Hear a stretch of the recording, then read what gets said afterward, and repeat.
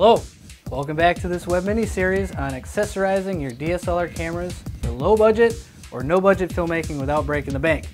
I'm your host, Adam Bowles. I hope you've enjoyed our previous chapters.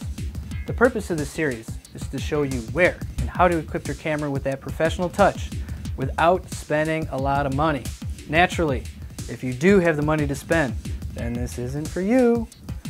First and foremost, get to learn about your camera. Take a photography lesson, learn about the shutter speed, ISO, aperture, etc. Learning these will help you to understand how to deliver quality images without introducing video noise or video grain that would make your clips look amateurish. Now that you have your SD cards, batteries, and tripods, it is time to look for some additional lenses for that professional look you are going for. With DSLR cameras, you can use a variety of lenses because they are interchangeable. With some simple adapters, you can even use lenses made for other cameras. DSLR cameras usually come with one basic lens. It can produce some cool shots and some basic zooms, but once you get over that initial excitement, you will want to try different lenses. Alternative lenses can provide an entirely different feel or look. There is no short answer which lens is best, as it is up to you to make the ultimate decision which lens you would like to use for certain shots. Although some lenses may feel cheap, it is more about what you want out of the lens than the quality of the build. Okay, sometimes the build quality should impact your decision making.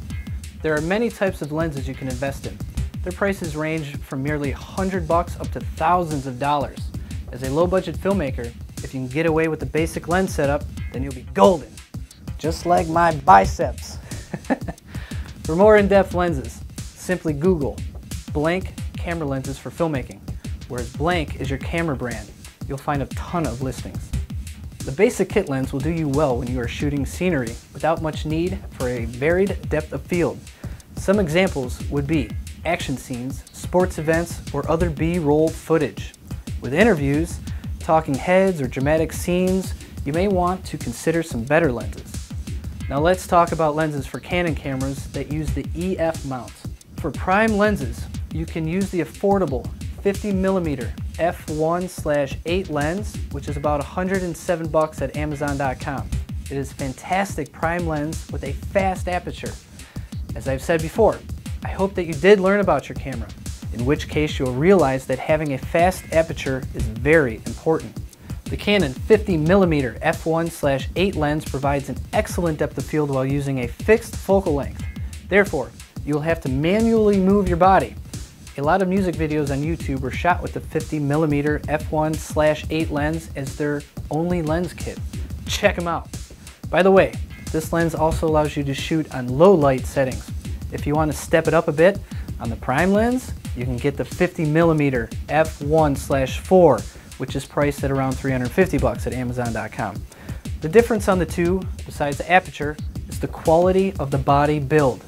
If you want to get a zoom or a micro lens for filmmaking, the prices would be $150 and up, depending on the brand, the quality of the build, and how many aperture settings there are.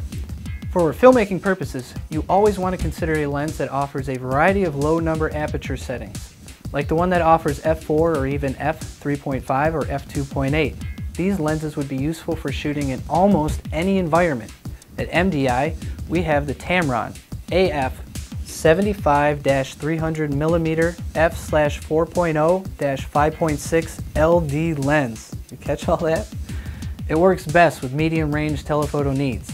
We do notice the image is a bit soft when zoomed in all the way in or out, but it still provides a very nice look. The price at Amazon.com is $164.